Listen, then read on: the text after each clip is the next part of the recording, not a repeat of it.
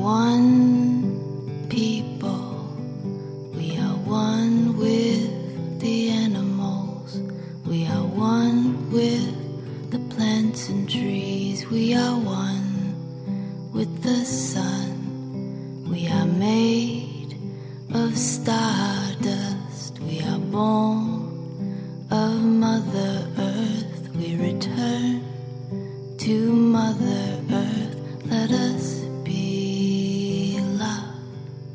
Let us be love. Let us be love. Greetings and welcome to In the Trees, the cannabis, gardening, and lifestyle podcast highlighting methods, products, growers, and breeders from Maine, the East Coast, and beyond. I'm your host, Mr. Roots, and I'm stoked to deliver you the lowdown on all things cannabis, presented not just for the well-vetted OGs in the garden, but for those buying a seed pack to grow their very first garden. This show is especially for those buying their very first cannabis to try. If you are listening in your car, sit back, relax, and strap on your seatbelt. And if you are listening in the garden, turn us up so you can hear us over the fans. Sending out good vibes from the rock-bound coast of Maine, we are In the Trees.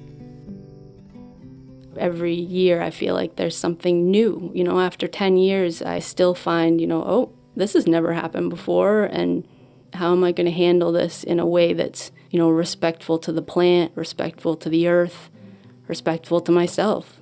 So it definitely does feel like it has helped me to grow as a human. We are one with the rocks and mountains, one with... Welcome to episode 8 of In the Trees podcast. On today's episode, we're excited to introduce you to Maine-based grower, musician, and artist, Shayna Berry, who shares with us her approach to growing quality sun-grown medicine.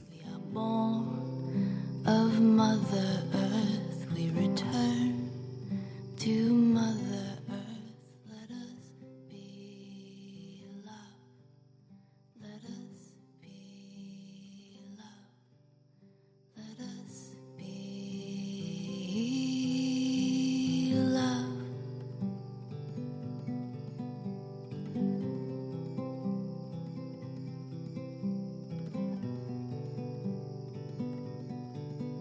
In the Trees podcast is proudly sponsored by the Maine Craft Cannabis Association.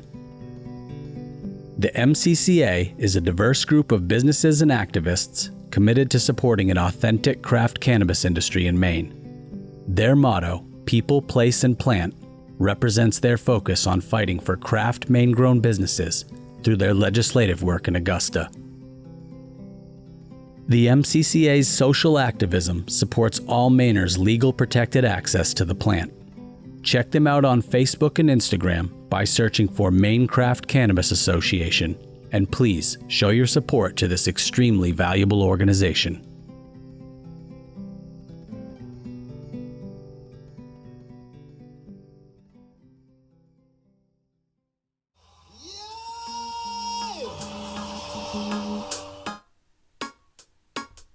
They say experience teacheth wisdom. It's time for a Stoney Story. This is the part of the show where you, the listener, gets to enjoy a story told to you by one of the Stoney guests here on the show. Stoney Stories are recorded here in the Alight Studio after a feature we call Spontaneous Combustion, where guests of the show get irie and give their thoughts on some cannabis, extract, or other product. The effects from those sessions are the catalyst for the stories you will be hearing.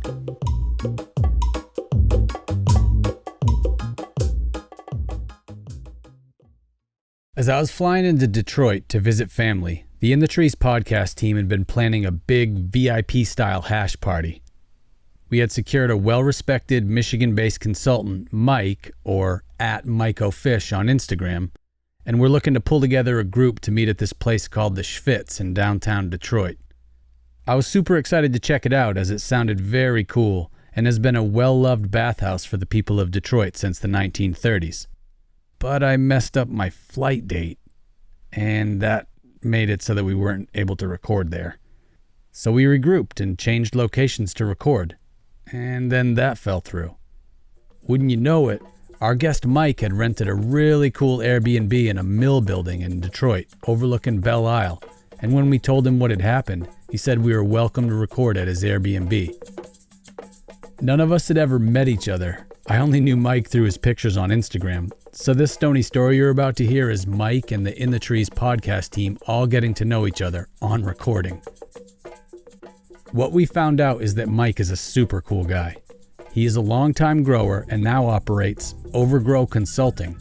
Mike and Overgrow Consulting are very competent in their dealings with the herb and are very highly regarded for being able to assist clients in finding success with their cannabis ventures. I hope you'll enjoy this Stoney Story. It was a blast recording. Wouldn't you know it, somehow some of Hiker Trash Cannabis Company's Point Break hash rosin found its way to Detroit, and Mike had enjoyed a nice dab.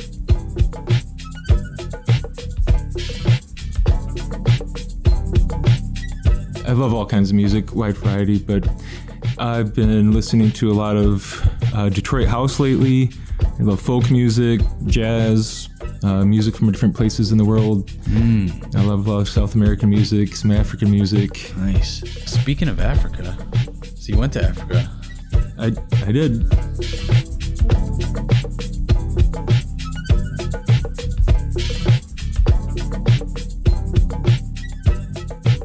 Tanzania, mostly. I went there several years ago, but I was actually traveling around America when I was down in Florida, and I met a guy whose daughter was living over there, and he was living close by where I was staying. We talked a lot about life. I got to know him well enough that when he told me she was living over there, I asked if I could call her up, because I'd always been curious about the continent and had read different things about it, and just, that's fascinating. So she had actually gone through a divorce, and when things were settled, she was in a transitional time of life and decided to travel, and ended up over there in Tanzania and met a man, fell in love, had a kid, started a charitable project, like a children's home. Oh, nice. And, after talking to her for a couple of weeks, we decided that I was going to go over there, and I did a couple months later or so, about a month later, actually. What time of year did you fly out? That was in February. Okay. Is it summer in Tanzania? It's technically the opposite because it's below the equator, but it's pretty much the same throughout the year. I mean, it's kind of summer and then a little rainy season and big rainy season, I guess. At least where I was on the coast, so we'd get the monsoons coming. But I mean, it was very warm. When I got there, 90s to hundreds, up to 110 sometimes. Ooh. I was not doing well with the heat at first, but then kind of got used to it to the point where when it cooled down for their winter, it got down to the 80s, I was putting on a sweater.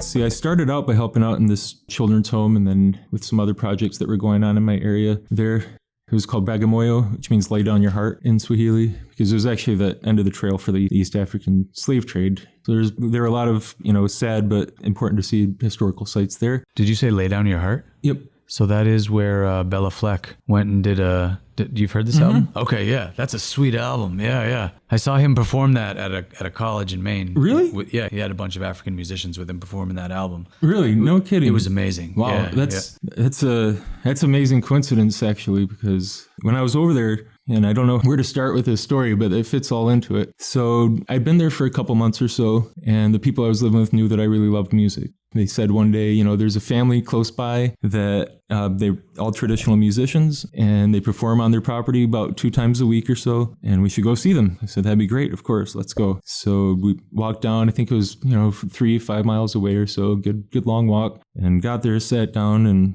it was a very large family. He explained to me on the walk that the father of the family was very well-known, very highly respected musician from the country there. His name was Dr. Hukwe Zowosa, and he had died just a year prior or so.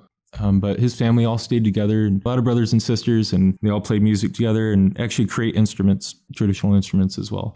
So we're sitting there watching, and they went up, they played some music and performed some traditional skits. So they would do, music and dancing, and then some other people would come up there and perform a skit. There was like social messages, like don't drink too much. It's AIDS education, AIDS prevention education, cholera prevention, things like that. So, I got there, there's 20 or 30 people, sitting cross-legged and watching in front, and some of them would clearly come from like out of the country. So yeah, they're very well known and very highly regarded. And as they were performing, they were doing different songs in the skits. And there's a girl that walked up and she sang, and just like kind of in passing, I turned to my friend and I said, "Oh, she's pretty," and just didn't really think much of it before that. She was just an attractive woman, and I commented on it. And then we went about our day, went home. And the next day we went out to like a local restaurant bar kind of place. Clearly somebody had spoken to somebody, and she was, ended up sitting next to me. Nice. Yeah. And we talked and got along very well, and we spent a lot of time together over the next couple weeks. I guess, hung out several times. Along the way, she told me, that she had the opportunity to go with some of her family members and perform her traditional music with Western musicians. And she said that, at one point, a Western musician came along and invited them to go out of country. And she said she got to go to Japan and Europe and, maybe another place. I don't remember. But I said, "Well, who was it?" She said, hold on, I need to ask my brother. I can't remember. I was young or whatever. She went and she talked to him, and she came back and she said, "Oh, it was Peter Gabriel." That she had traveled with? Yep. Her family went and accompanied them. Peter Gabriel, man, that's awesome. I was amazed. I was floored. Wow. And so we continued to talk, and, as time went by, I'd exchanged more stories. And she told me about a gentleman who had, come, or a guy in his band who had come through making a documentary about the banjo. And had gone across Africa and stopped by her family's, farm there and recorded with them, and actually like wrote a song and named the song after her family. Wow. It's called Zowosa.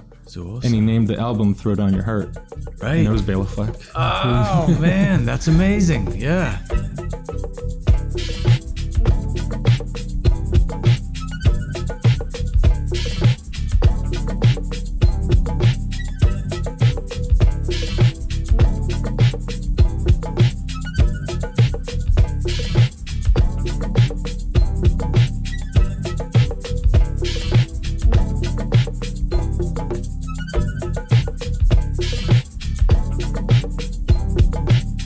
It was wonderful. And relating it to cannabis, I got to experience some of the cannabis culture over there as well. So, Tanzania itself had some really nice flower, particularly from the highland areas, where it's a little bit cooler at night, cooler in general, and, not as arid. But the best flower that I saw there would always come from Malawi. And they'd always call it Malawi Gold, but like regionally, there's different strains that, just like anywhere, like, families and groups and villages are going to tend to have kind of similar genetics from their, selective breeding along the years. Just like here, maybe to a greater degree, when you have a prized cut, you're going to be selective with who you share it with. Got a chance to travel over there. All the flower over there was, that I found was pretty similar in effect. Energetic and happy and, no real edge to it, calm. I mean, it wasn't really potent or anything, just because they haven't been breeding for that for a long time and for the growing techniques. But right. One good thing that something that I wound up kind of incorporating out of necessity at one point, years down the road, was in Malawi, they make Malawi cob. It's like a curing technique where they wound up, wrapping up the flower in either corn cob or some other kind of leaf, like you can use banana leaf and things like that, and bury it. So it's at like a set temperature and moisture level for extended period of time for a nice, cool, dark, anaerobic cure. Comes out really nice and smooth. Some high knowledge from the great state of Michigan's Myco Fish.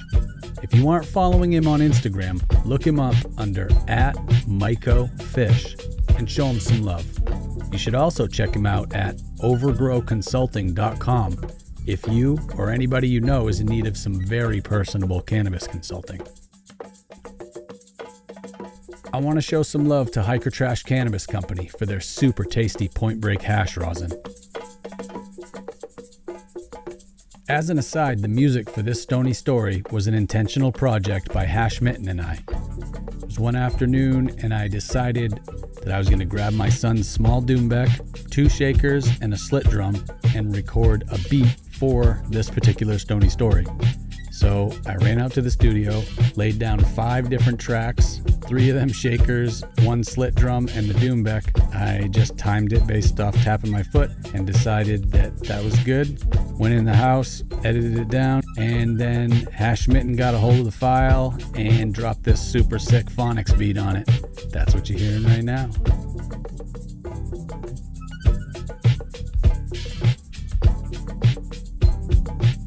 Want to send some love out to Maine beatmaker Phonics. Yeah, man, keep crushing it.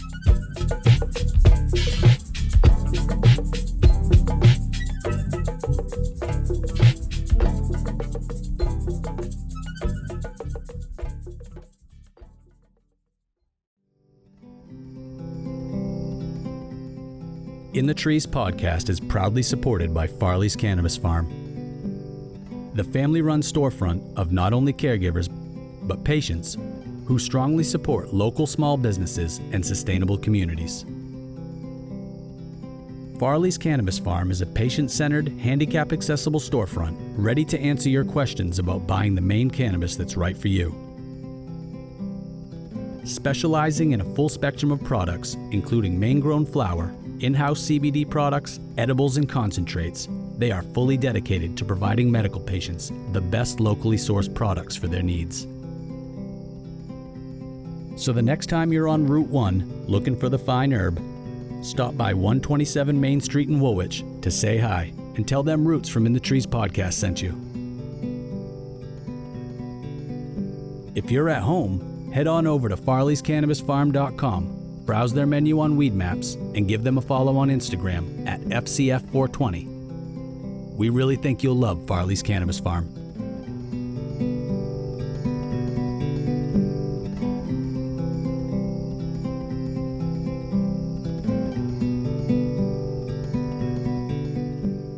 It was a midsummer morning when I made the drive to the western hills of Maine, over Mount Blue State Parkway, for the opportunity to meet with gardener, musician, and artist Shayna Berry of Maine-based cannabis brand Queen Nectar. To tour the farm and land she shares with her husband, see the beautiful sun-grown medicinal cannabis in their high tunnels, and check in with her about her approach to cannabis farming.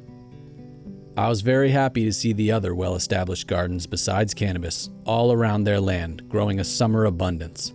The beds were mulched in, and vegetables, flowers, medicinal plants, they all looked expertly tended. It is clear from the selection of plants, Shayna's approach to growing is intentional, practical, and visually stunning. She has crafted a wonderful career for herself as a gardener, and Shayna grows cannabis certainly for the love of the plant, but also as a focused source of provision.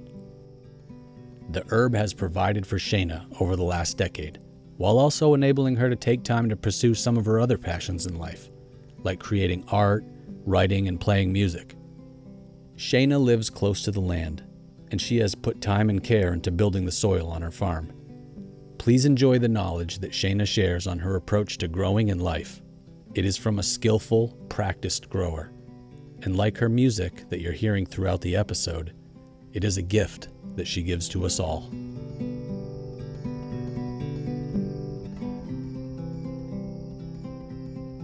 All right. Shayna, thank you so much for joining In the Trees podcast today to talk about growing cannabis. I'm glad to be here. Nice. So I figured I'd ask you, how long you been a caregiver here in Maine? So I started as a caregiver for my husband back in 2011. So this is my 10th year of growing. I would say my first patient came along in 2012. Nice. What kind of music you like? All sorts of music. I've always been into 70s music, and I still am. Right, yeah. Led Zeppelin, Pink Floyd. And do you put music on in the garden? I actually mostly listen to podcasts when I'm working. Nice, okay. Yeah. That's a good way, yeah. So I've had a lot of good trimming sessions doing the same thing. Yeah, trimming as well. I do listen to a lot of podcasts, and you know, it helps when you're doing tedious work, it really helps the time pass in a good way. Totally agree. Can you tell us about how you got started as a gardener and how that segued into growing cannabis? Sure. I'm going to go way back to when I was 8 years old, living on Peaks Island off the coast of Maine, off Portland. And my first job was picking flowers for a restaurant on the island. I did the arrangements for the tables. And so I started to become familiar with all the wildflowers out on Peaks Island. And I would, just pick all these flowers, not knowing what they were. But later on in my adult life, I learned that many of those were medicinal plants. And so I got into studying medicinal plants before I became a grower. I would, just book studies. And then I dreamed of being on a piece of land where I could have my own gardens. And I did have a couple gardens before moving here. And my first summer here, I started growing cannabis, and my husband became a patient. And I grew those plants for him. And I immediately fell in love with the plant and with every aspect of growing. And here I am 10 years later. Still going and still learning something new every year, and just loving the rhythm of it. The fact that I start these seeds in the winter and see them grow and grow and take care of these plants, and then have this beautiful, amazing harvest, and then take a couple months off and then start again. And it just really suits my natural rhythms to grow. That's beautiful. Yeah. So it sounds like you had a really great relationship with plants in general via some herbs and flowers that you got to know on Peaks Island. And then early on that maybe made a connection as plants being a healing being here on this earth. Absolutely. Yeah. I mean, I've always been drawn to plants, and that early experience on Peaks Island, like I still, like when I smell Yarrow today, it brings me back to being 8 years old and smelling Yarrow for the first time. Like it's really amazing, that could stick with me all these years, and just, being around plants, it's just such a calming experience. And as an introvert, it's very nice to just hang out with plants. Yeah, definitely. And then later on in your life, it sounds like you made that connection with plants being healing and an herb being healing to cannabis being healing. Absolutely. Yeah. And actually in between, I had a few experiences where I worked with plants. One being I worked at a cucumber and tomato farm, and I've, learned about how working with plants can be tedious, and, working under the sun can be kind of grueling. And so that was one experience. And then a few years later, I lived and worked in Portland, where I watered plants at various businesses. Like I would water plants at lawyers' offices, insurance companies, Burger King, a funeral home. Like I went to all these different places and took care of house plants. Right. I was just going to ask indoor plants or like a landscaping bed type. Wow. Yeah, indoor house plants. So that was a very strange experience. Right. So a lot of Sansevieria, a lot of maybe some cactuses here and there. Yeah. Succulents. Yeah. Actually, my favorite place that I went was the restaurant Tortilla Flat, which still exists. Love that place. They have, or they did when I was working that job, they had the most beautiful succulents. So that was like my favorite place to visit. Nice. Very cool. Yeah. So then you ended up being a caregiver for your husband after, I'm sure, experiencing cannabis in your own personal life, or had you not at that point? Oh, I had a long experience with cannabis. I started using cannabis, when I could find it back then. And I had some wonderful experiences as a youngster trying out cannabis and, really opening my mind in ways that I didn't know it could be opened. And I don't advocate for anybody under 21 to try it today.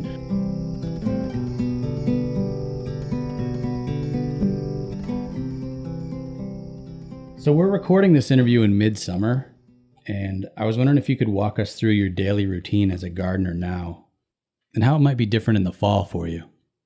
Sure. So this time of year I call maintenance mode, and it's actually one of my favorite times of the year because I really am just, nurturing these plants that are getting big and they're about to go into flower. And I also have a garden full of vegetables and other medicinal herbs. So I'm, harvesting other medicinal herbs to dry and to make into tinctures, and also keeping up on the vegetable harvest. And as far as the cannabis plants, I go down and visit them first thing in the morning, and I have, I water half my plants one day and then the other half the next day. So I water them every other day, and they seem to thrive. So it's working. And I have a drip irrigation setup, which is so wonderful. Yeah. Saves me a lot of time. Yes. And energy and, Right. Strength. Yep. After years of lugging buckets and whatnot, I'm sure you're loving your drip irrigation. Yeah. And I still do lug buckets up in my vegetable garden, but hopefully next year I'll have drip irrigation up there. Right. Yeah, that's great. This maintenance time is a really beautiful transition into flower. Here we are. This is August 2nd. And we're getting ready to take off florally. Yeah. With our outdoor plants, Yeah. sun-grown plants. And that's a really exciting time too, when the flowers are forming and just, getting to know new strains. I actually choose to grow new strains every year. Oh, wow. At least until I find the strains that I really want to stick with. Right. And so I feel like, every year I'm discovering this new being and seeing how it expresses itself. And it's really great time of year, when the flowers start forming. Yeah, that's beautiful. What are you using for genetics these days? Are you working with a specific seed company or seed companies? So for the last several years, I've been using Ethos Genetics. And this year, I actually was able to buy them from a caregiver in Maine. I think her company's called North Atlantic Seed Company. And so I was happy to be able to find someone in Maine that's selling Ethos. And I really, really like their genetics. I don't know a ton about genetics or breeders. So, I actually learned about Ethos from my mentor. And so I've just kind of stuck with them, but I'm not, averse to trying new genetics if I hear of something that's really good. Right. And word of mouth still goes a long ways in the cannabis community. Yeah. Yeah. And I think in vegetable production as well. Absolutely. That's how certain heirloom tomato seeds have forwarded their lines. And that's great. I as well have heard a ton of great things about Ethos Genetics and their productions in Colorado. But when I got the tour of your garden, which thank you so much for letting me tour your beautiful gardens here, it seemed like you were using feminized lines of Ethos. Yes, I am. And I've found them to be very stable. I have not had any hermaphrodites, knock on wood. Right. Yeah. Yeah. Great. What specific strains are you running this year? This year I've got Lilac Diesel. Oh, nice. Moroccan Kush. Early Lemon Berry. Wow. An early finisher for outdoors. Because I do grow, I'm getting a little sidetracked, but I do grow in high tunnels. So I'm under plastic with 6-foot sidewalls. So there's lots of ventilation. But anyway, I do have some plants that are not undercover, and those are the early lemon berries. Right. End of September, 1st of October, or earlier? I'm thinking end of September. Nice. I'm hoping. Yeah. Stagger out the workload a little bit. Yeah, exactly. Yeah. So then I think, let's think, there's one other strain. What is it? Mandarin Cookies. Oh, yeah. Yep. Oh, and a couple of random strains, just a few plants of each. I've got one called Millions of Peaches and Blueberry Muffin. Yep. And Skunk Hero. Skunk Hero.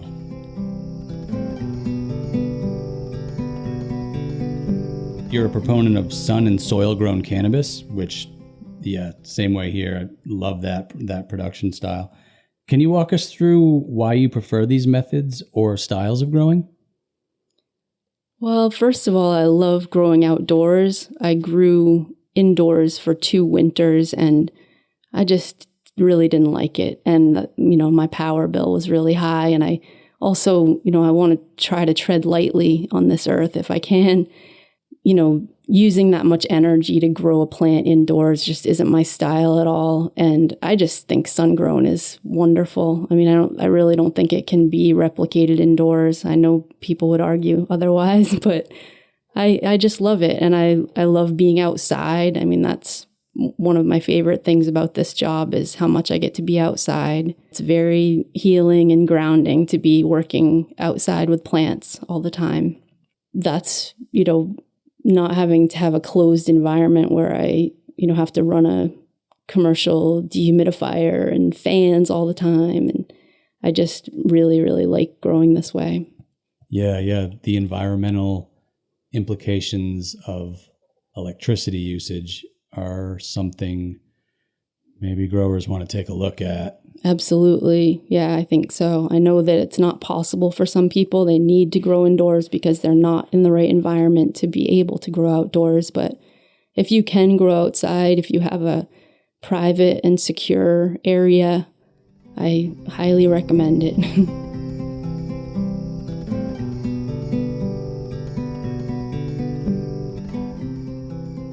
So you make your own soil, or do you have a specific mixture that you like to use?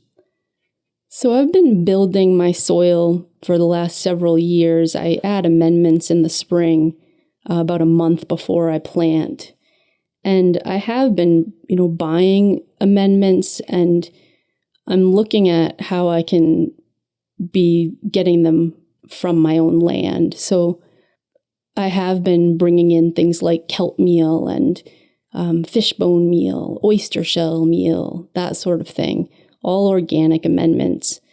And I'm very happy with the plants that grow out of those, out of adding those amendments. But I am starting to use other plants that I grow here, including Yarrow and Comfrey. They're just both wonderful. They're both high in phosphorus and potassium. The Comfrey actually has quite a bit of magnesium. They both have trace minerals. So I'm looking at ways to incorporate more of these plants into my grow. And then there are other benefits to growing these plants as well. The Comfrey is a great wound healer, not good for deep wounds. It actually heals so quickly that it can heal your skin before the wound is healed enough. So anyway, it's good on wounds. It's good on sprains and breaks, bone breaks.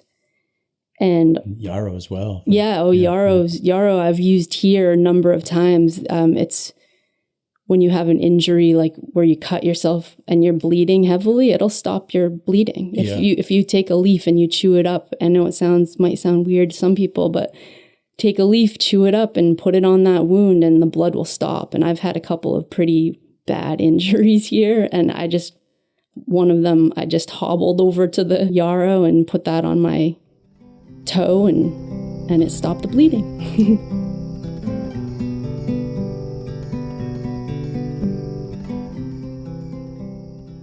Another wonderful quality of Yarrow is it actually will attract beneficial insects to your garden. It'll attract lots of pollinators. And I've read this, though I don't have any proof of it, but supposedly it increases the resin production in cannabis. Yarrow does? Yeah. Wow. I've been reading, and I'm actually going to try and do a little bit of an experiment with this, take like I said, I have these 2 millions of peaches plants. I thought I would take one of those and do a bit of an experiment on it to see if that's actually true. Yeah. You mentioned incorporating yarrow and comfrey into your garden, and I was wondering how you go about incorporating them into your plant's healthy biome.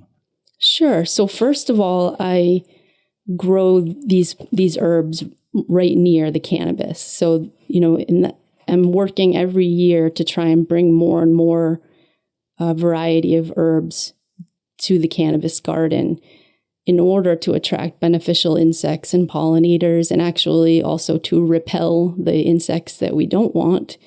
So, for instance, dill supposedly will repel spider mites, and garlic will repel aphids. And so I'm, looking at ways to repel insects, to attract the beneficial insects.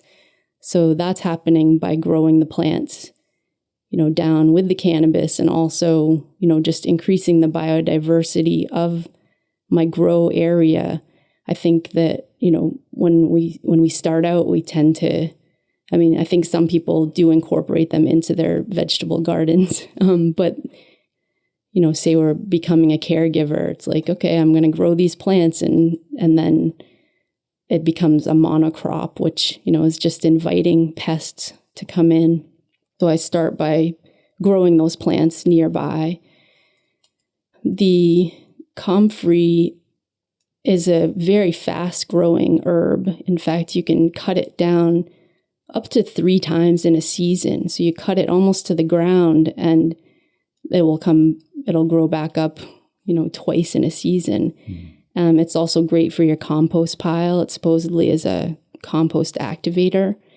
But I've mostly been using it as a mulch. And so I harvest the leaves and I shred them, and I actually have mulch hay around my plants anyway. And so I kind of just pull the mulch hay up and I put the shredded comfrey leaves underneath that mulch hay. And so that's, kind of the lazy method. Some people make fertilizer tea with the comfrey leaves, and I have not done that yet. And I plan to experiment with that. And this is my first year, trying the yarrow flower and leaf as doing the same thing, like kind of sticking it in with my mulch and just letting it degrade there. But that's another thing I've been reading about, is making that into a tea and, using it as a foliar feed. Yeah. So you kind of, from what I'm gathering, you're boosting the plant's immune system early on, and then. Yeah. And another way I boost the plant's immune system is with horsetail. That's a very popular biodynamic formula. Yeah. So I think horsetail is just awesome. It's, it grows on my land. So I gather that. If you're not familiar with horsetail, check it out, because it's a really neat plant. It's one of the oldest plants on this planet, and it used to actually be the size of pine trees. Yeah. Wow. And now it only gets about a foot tall. But you want to make sure so it'll come up in the spring as this very solid stalk. And then it puts out these very feathery leaves. I wouldn't even call them leaves. I don't know how to describe them. Yeah, it almost resembles like a really loosely leafed pine tree, or loosely needled pine tree. Yeah, you can kind of see, it does look pine-like. So anyway, you want to harvest that before those feathery leaves get really long and it starts to actually fade in color. So it's like you want to kind of harvest it when it's nice and green and the leaves have started to emerge. And that's another one that I make a tea with. And that's the only one that I've actually used as a foliar feed.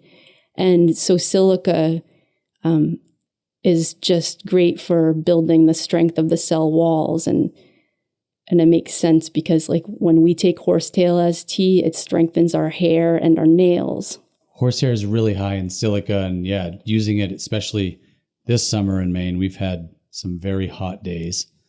This has been a dry summer. Yes. Some wells are kind of running, on fumes and on vapors rather. And so, giving your cannabis plants or your garden in general a good foliar spray of some horsetail and adding that silica in would be a great thing to do.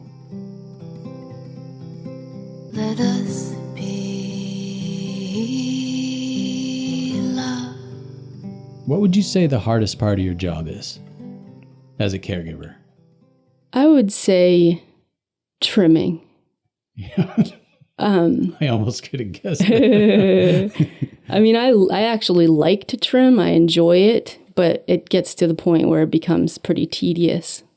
And it's actually hard on my body, to stand in one place and be there for hours. And I also suffer, if I do any dry trimming, I suffer from allergies. So that's definitely the hardest.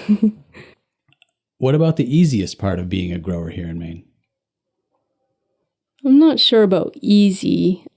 I think it's mostly just being able to be outside and being able to work with plants. I just really love doing it. So that all feels pretty easy to me.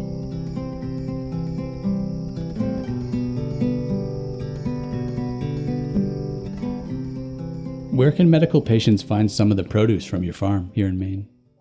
I still manage to have a few patients that I provide cannabis to. That's definitely been a big change over the years now that we have so many caregiver storefronts.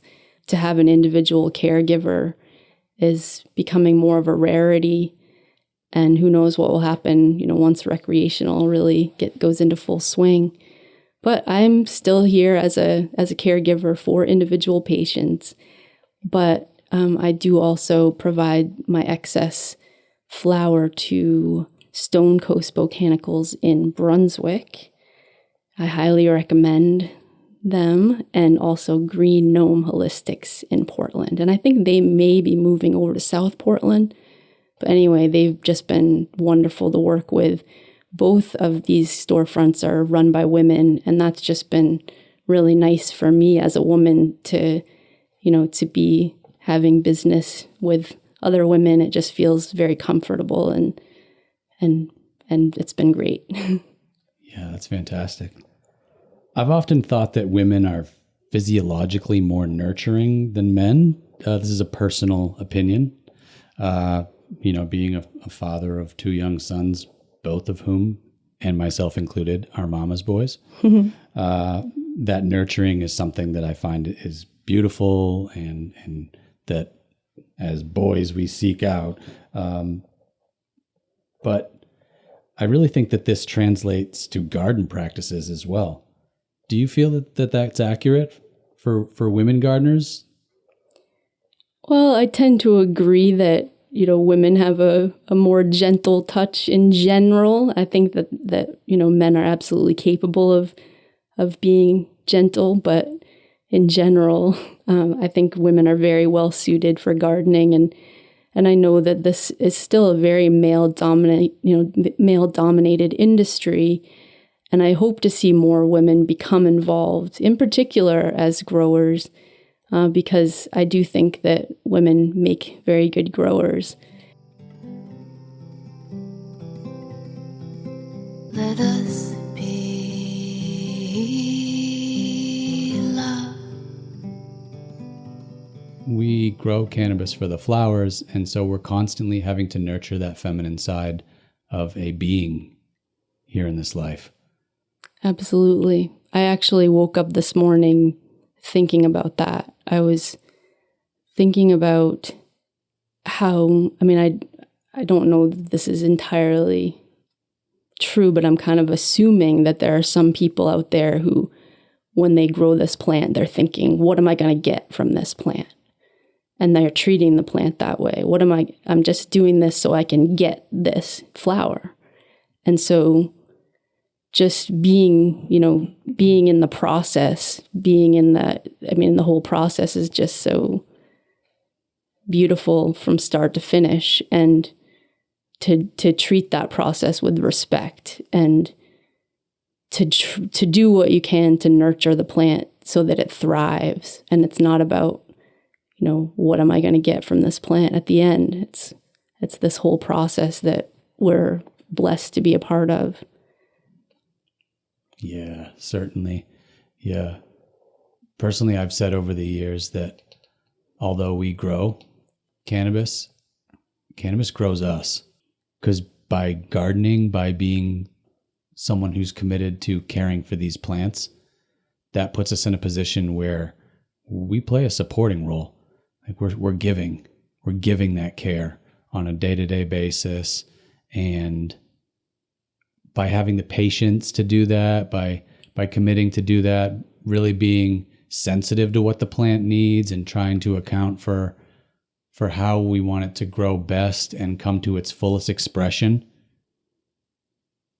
by default, we're going to grow as a person, because it takes a lot of patience and a lot of settling and really, really getting focused to care for something so acutely.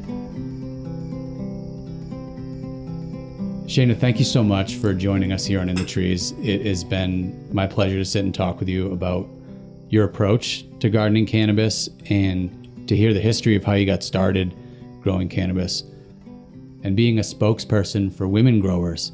It's beautiful to see more and more women growers get into this industry. Thank you.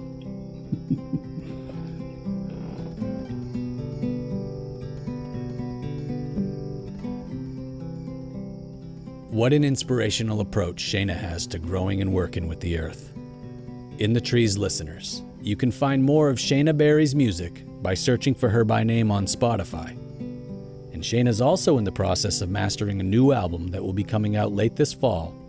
Word from the sound booth is the track of Shayna's that is featured in this episode, titled Transmission from Power Rock, is slated to be on the new album.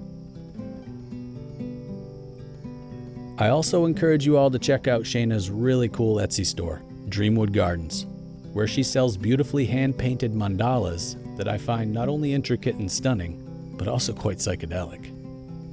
I know I have one on my Christmas wish list to hang up in the studio. In the Trees podcast listeners, we love you all. Thank you so much for listening. For the show donations that you have all made at inthetreespodcast.com and through Patreon, and for all the love and support you have shown the show and the In the Trees team.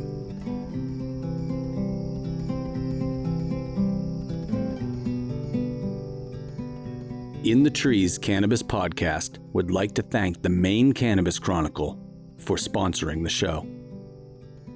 If you haven't had the opportunity to check out their magazine, you should ask your local Caregiver store, dispensary, or grow store if they have a copy of it. If they don't, request that they carry it. The Maine Cannabis Chronicle is a great source of knowledge on all things related to the high-quality herb here in Maine. This is a beautifully edited, full-color, well-done magazine full of captivating articles from some of the best in the business today. Grab a copy and give it a read.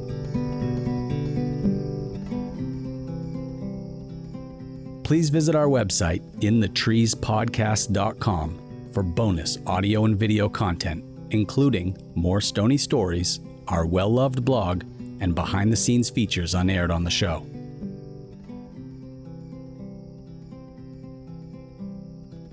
Please subscribe to our YouTube channel, rate and review us on Apple Podcasts, or download us on Spotify. We want to deliver you more great audio and video content, and your support is greatly appreciated. If you would like to become a patron for In the Trees to show even more love and support, you can click the Donate tab on our website, which is linked to PayPal and Venmo, or you can look us up on Patreon under In the Trees Podcast and feel free to donate to the show.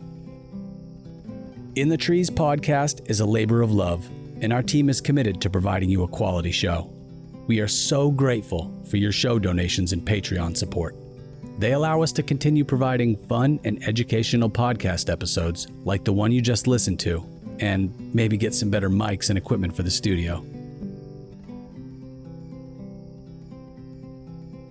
Apart from having access to a ton of behind-the-scenes audio and video, including raw cuts of myself and guests talking about things your kids might need earmuffs for, Patreon supporters also get the opportunity to score a pack of cannabis seeds from intentional crosses that I made in one of my own gardens.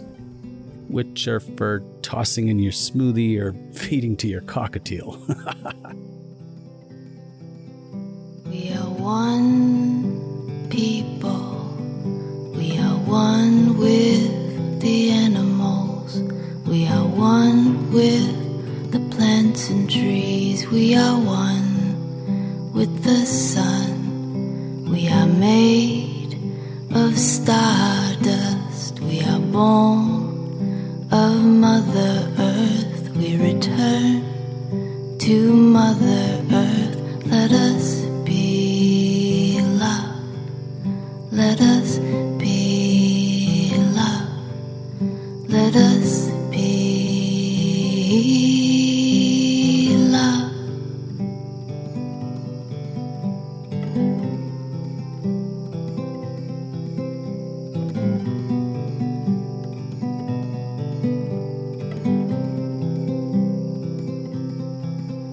We are one with the rocks and mountains, one with the lakes and rivers, one with the sky above. We are one with the ocean. We are made of stardust. We are born of Mother Earth. We return to Mother Earth. Let us be love.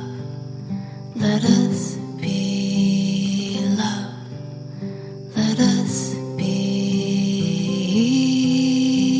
love.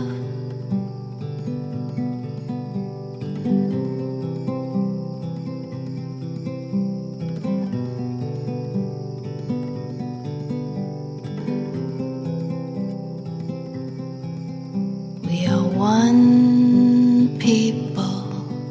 We are one with the animals. We are one with the plants and trees. We are one with the sun. We are made of stardust. We are born of Mother Earth. We return to Mother Earth. Let us be love. Let us be love. Let us be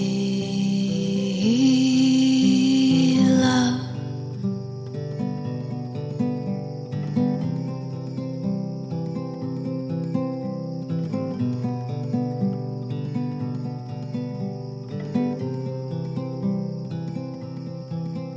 We are one with the rocks and mountains, one